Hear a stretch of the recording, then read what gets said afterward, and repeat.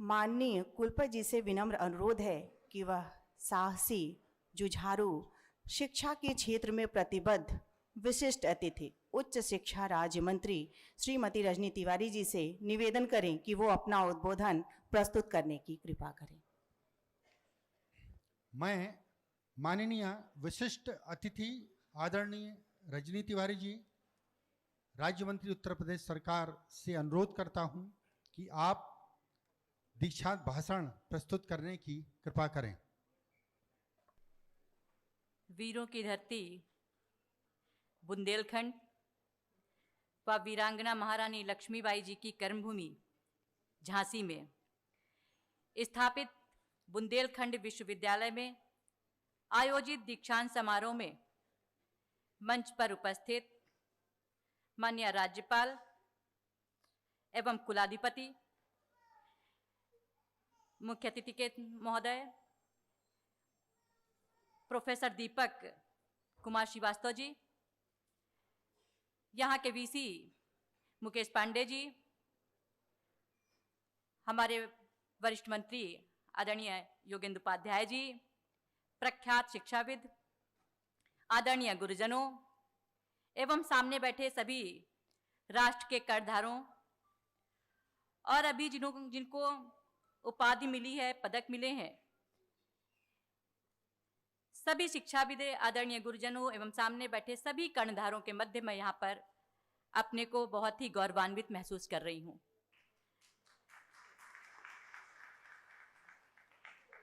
भारत का भविष्य आप सभी की बौद्धिक क्षमता, प्रतिभा एवं कार्यकलापों पर निर्भर है। कार्यक्रम की अध्यक्षता कर रही माननीय राज्यपाल श्रीमती आनंदीबेन पटेल जी हमारी संरक्षक, हमारी प्रेरणा स्रोत हैं। समय समय पर एक गार्जियन के रूप में आपसे सुझाव व निर्देश प्राप्त होते रहते हैं। सौभाग्य से आपके अथाह अनुभव व ज्ञान का लाभ मुझे मिलता रहता है। शिक्षा के प्रति आपकी गहन सोच व गंभीरता हमारे लिए प्रेरणादायी है। झांसी का नाम आते ही अनायास मुंह से निकलता है, खूब लड़ी मर्दानी वो तो झांसी वाली रानी थी, बुंदेले हर बोलों के मुंह हमने सुनी कहानी थी। सुभद्रा कुमारी चौहान जी की यह कविता झांसी का नाम आते ही याद आ जाती है। नारी शक्ति को परिभाषित करने के लिए वीरांगना लक्ष्मीबाई जी का नाम पर्याप्त है। इस भव्य दीक्षांत समारोह में आप सभी भाइयों बहनों को आपकी प्रतिभा, आपकी दक्षता के अनुरूप उपाधि व पदक प्रदान किए गए। जिस विषय में आप अध्ययन कर रहे थे उसमें आपके गुरुजनों ने आपको दीक्षित कर दिया और आपको स्नेह के साथ आशीर्वाद देने के लिए इस आयोजन को यहाँ पे किया गया। गुरुजनों से आप आशीर्वाद लेकर के यहाँ पे एक प्रण लेकर के आप यहाँ से जाएंगे कि आपने यहाँ पे जिस विषय में दीक्षा ली, आप यहाँ से दीक्षित होकर के जा रहे हैं, तो आपके गुरुजनों के प्रति, विश्वविद्यालय के प्रति और देश के प्रति भी आपकी जिम्मेदारी बनती है। भाइयों बहनों, गुरुजनों से आशीर्वाद प्राप्त करके अपनी प्रतिभा, अपनी कौशल से गुरुजनों व विश्वविद्यालय का नाम रोशन करेंगे, देश का गौरव बढ़ाएंगे। आप सभी से यही आशाएं हैं। मैं आप सभी के उज्जवल भविष्य की कामना करती हूं। स्वामी विवेकानंद जी ने कहा है कि शिक्षा का लक्ष्य होना चाहिए कि मनुष्य भावना से भर उठे। उठो, जागो और तब तक न रुको जब तक आप अपने ध्येय की पूर्ति न कर लो। आप लोगों से मैं अनुरोध करना चाहूंगी, दीक्षांत का मतलब दीक्षा का अंत नहीं। हम जीवन पर्यंत कुछ न कुछ सीखते रहते हैं, अपने समाज से, किसी न किसी व्यक्ति से, जीवन पर्यंत हम सीखते रहते हैं। क्योंकि अल्बर्ट आइंस्टीन ने कहा कि मुझ में कोई विशिष्ट प्रतिभा नहीं है, मुझे केवल जुनून की हद तक उत्सुकता है। इसलिए उपाधि और पदकों की सार्थकता को प्रमाणित करने के लिए हमें ऐसे कार्य करने होंगे कि हम समाज के लोगों के जीवन को बेहतर बना सकें। इसी संकल्प के साथ आपको जाना होगा। झांसी की बच्चियां परंपरागत रूप से ही जन्मजात बहुत बहादुर हैं। क्यों? आप सब बैठी हो हमारे सामने, कैसा है? जब झांसी आते हैं तो भावों से भर जाते हैं। नाम जब सुनते हैं रानी लक्ष्मीबाई का तो हम लोग भावों से भर जाते हैं। यहाँ तो सारी बहादुर बेटियां हमारे सामने बैठी हुई हैं। कुछ वर्षों पहले महिला सशक्तिकरण तथा महिला पुरुष असमानता जैसे विषय, सामाजिक चर्चा या राजनीतिक मुद्दे सिर्फ हुआ करते थे, लेकिन जब से केंद्र और प्रदेश में भारतीय जनता पार्टी की सरकार मोदी जी के नेतृत्व में बनी, तब से ये विषय महिलाओं ने अपनी मेहनत, कार्यक्षमता, मोदी जी और योगी जी की सरकार की नीतियों और योजनाओं के बलबूते पर स्वयं को सशक्त किया है।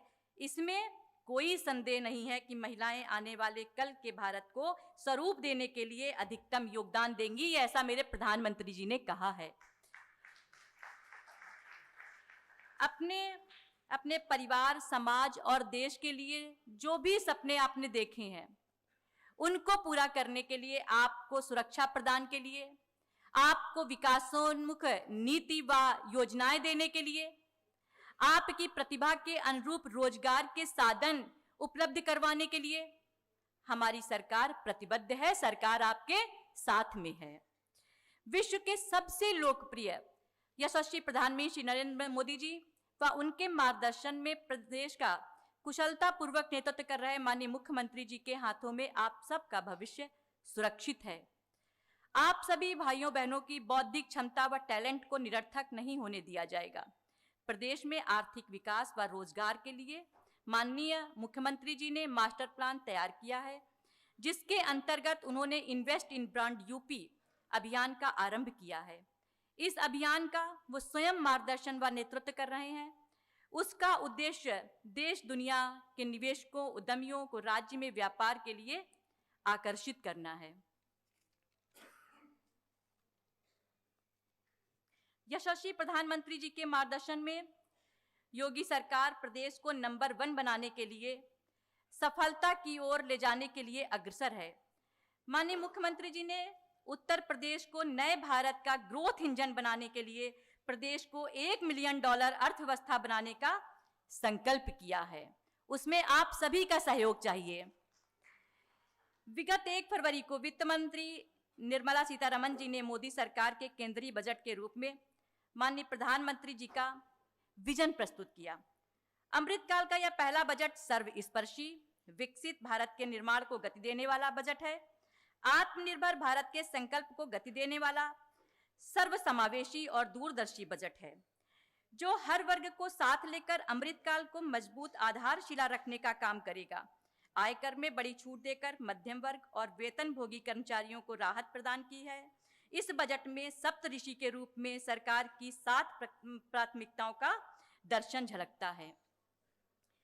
कुल मिलाकर यशस्वी प्रधानमंत्री जी के कुशल नेतृत्व में केंद्र सरकार अगले 25 वर्षों में देश को विकसित राष्ट्र बनाने के लिए पूरी तरह कटिबद्ध है। यह बजट नए भारत की समृद्धि का संकल्प है।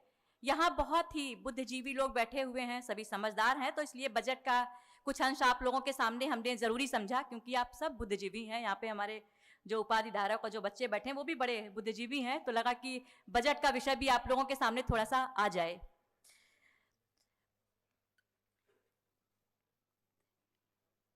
माननीय प्रधानमंत्री जी के नेतृत्व में भारत दुनिया के मानचित्र पर आत्मनिर्भर, सशक्त और समृद्ध देश के रूप में स्थापित हो चुका है। विभिन्न क्षेत्रों में विकास की रफ्तार के कारण ही 200 वर्ष तक हम पर राज करने वाले ब्रिटेन को पीछे छोड़ते हुए भारत आज दुनिया की 5वीं बड़ी अर्थव्यवस्था बन गया है। विभिन्न सर्वेक्षणों में कहा गया कि यदि अर्थव्यवस्था की यही रफ्तार जारी रही तो 2029 तक जापान और जर्मनी को पीछे छोड़ते हुए भारत दुनिया की 3री सबसे बड़ी अर्थव्यवस्था बन जाएगा। माननीय प्रधानमंत्री जी व माननीय मुख्यमंत्री जी के कुशल नेतृत्व में चल रही हमारी केंद्र व राज्य सरकार की योजनाओं व नीतियों के माध्यम से आने वाले समय में सुखद परिणाम प्राप्त होंगे, ऐसी आशा है। मेरा मानना है कि सकारात्मक सोच से ही सफलता व प्रगति का मार्ग प्रशस्त होता है। इसीलिए सकारात्मक सोच को बनाए रखना बहुत जरूरी है, क्योंकि जब आप यहाँ से डिग्री लेकर के निकलते हो तो ये स्वाभाविक है कि परिवार के लोगों को बहुत सारी आपसे उम्मीदें हो जाती हैं। तो ऐसे समय पे आपको कोई टेंशन लेने की जरूरत नहीं है, बहुत ज्यादा भार आपको लेने की आवश्यकता नहीं है। आप सकारात्मक सोच के साथ में जो भी आप चाहते हैं अपने विजन को लेकर के आप आगे बढ़ें। आपके लिए मेरी ढेर सारी शुभकामनाएं हैं। ऐसा कहते हुए मैं अपनी बात समाप्त करती हूँ। बहुत बहुत धन्यवाद।